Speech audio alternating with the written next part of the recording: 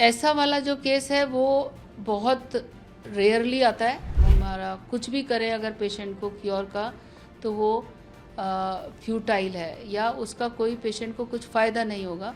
तो हम 2-3 डॉक्टर्स बैठ के डिसाइड करते थे कि हमको गोल्स हमारे क्योर की बजाय कंफर्ट केयर होना चाहिए। हम इसमें हरीश राणा को भी बिल्कुल भी डेजर्ट नहीं कर रहे हैं।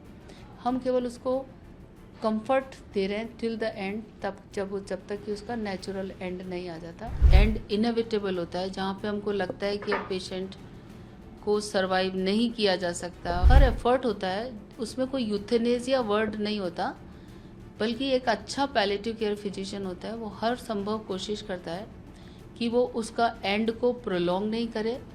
कोई सा भी सपोर्ट देके जो हम एंड प्रोलॉन्ग करते हैं वो नहीं हो। जो यूथेनेसिया होता है, जिसमें एक्टिव यूथेनेसिया होता है, उसमें ऐसा होता है कि हम डेलिबरेटली मेडिसिन देके एंड को हैसन करते हैं। सो मैं कोर्ट की डायरेक्शन से पहले अपने आप को इंट्रोड्यूस कराते हुए बताना चाहती हूँ कि मैं एक पैलेटिव केयर फिजिशियन हूँ। और पैलेटिव केयर फिजिशियन जो होता है वो पेशेंट को, किसी भी स्टेज में पेशेंट आए उसको कंफर्टेबल बनाने का उसका काम होता है, कंफर्ट केयर देने का, चाहे वो अर्ली स्टेज हो चाहे लेट स्टेज हो।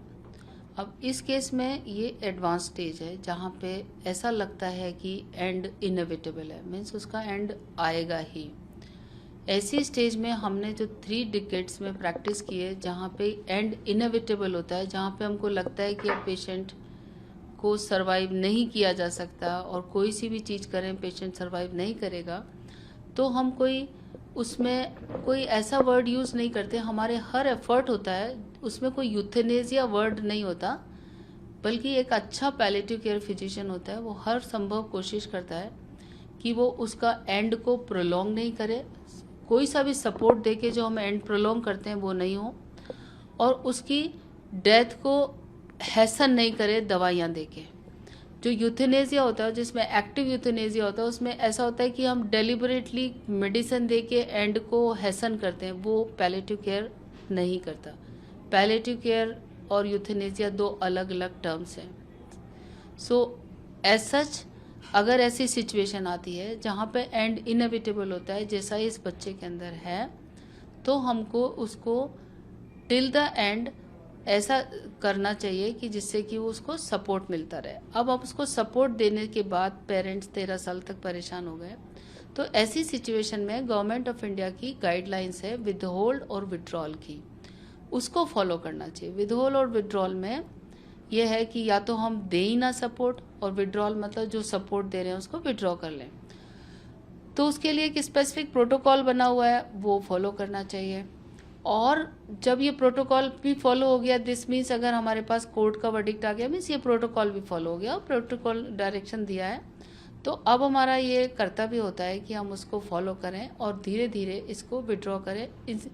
इस पूरी प्रोसेस के दौरान हमें उसके घर वालों को हमेशा कॉन्फिडेंस में रखना है, उनको काउंसलिंग करते रहना है, बिकॉज पेरेंट्स की काउंसलिंग बहुत ज़रूरी है इस केस में। प्लस इसको स्लोली हमको इसको धीरे धीरे विड्रॉ करके, और ये बताना बहुत मुश्किल है कि ये कितना दिन लगेंगे इसमें, क्योंकि ये किसी के भी हाथ में नहीं होता।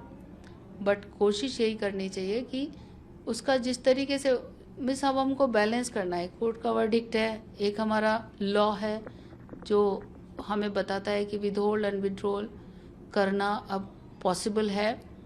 अब हमको ये पता है कि इसमें विदहेल्ड एंड विड्रॉ करना है, तो हमको बैलेंस करके करना पड़ेगा, सो दैट हम ऐसा हमको नहीं लगना चाहिए कि हमने कुछ चीज़ ऐसा कर दिया डेलिबरेट किलिंग। वो नहीं है इसमें, बिल्कुल भी नहीं है। और यूथेनेसिया बेसिकली मेरे हिसाब से मिसनॉमर है। Withhold and withdrawal is a right term which we should use for such kind of patient. और इसमें मैम लगभग कितना समय लगता है, ज़्यादा भी समय लग सकता है? ऐसा बताना बहुत मुश्किल होता है, ये भगवान के हाथ में होता है, जन्म मरण एंड परन। तो अब इसमें डेफिनेटली भगवान के हाथ में है, लेकिन अब हमारे पास सब कुछ क्लियर है, क्लियर वर्डिक्ट है, क्लियर गाइडलाइंस हैं, गवर्नमेंट ऑफ इंडिया की गाइडलाइंस है, सुप्रीम कोर्ट का वर्डिक्ट है। तो इसमें हमारा, मुझे ये नहीं मालूम कि क्या चल रहा है, कैसे ट्रीटमेंट मिल रहा है उसको, लेकिन डेफिनेटली फिर भी अगेन मैं बताना मेरे लिए मुश्किल होगा कि कितना टाइम लगेगा।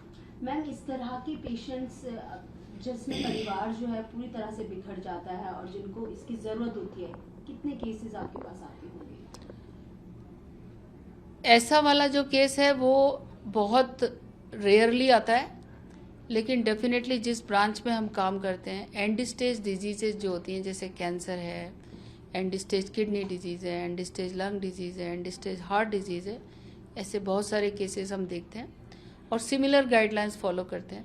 सबसे बेस्ट जो एंड ऑफ केयर पॉलिसी, जो end of life care policy जो हमने एम्स में बनाई थी, उसमें उसको बहुत सिंप्लीफाइड किया था हमने, जिसमें हमें पता चलता है कि अब हमारा कुछ भी करें अगर पेशेंट को क्योर का, तो वो फ्यूटाइल है या उसका कोई पेशेंट को कुछ फ़ायदा नहीं होगा।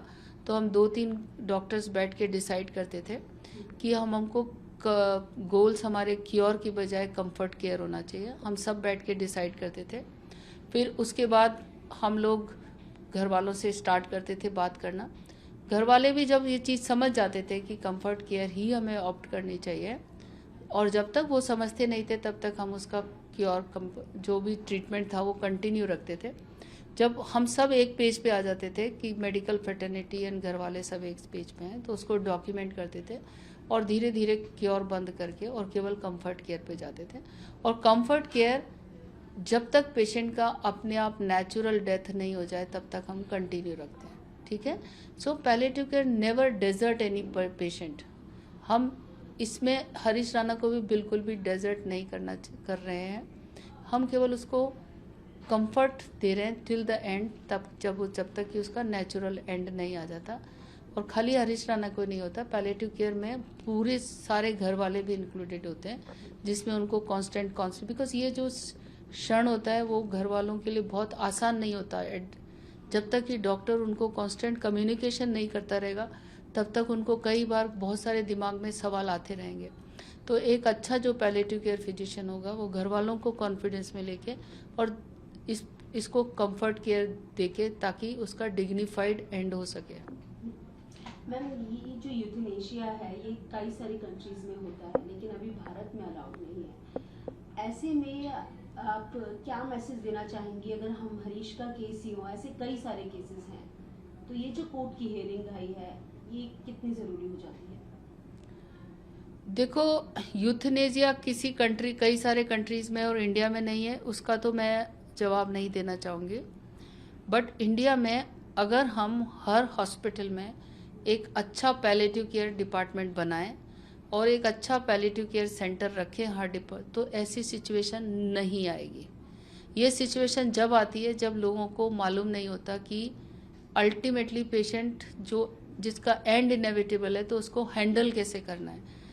गुड पैलिएटिव केयर डिपार्टमेंट जहाँ होगा ऑटोमेटिकली ऐसे।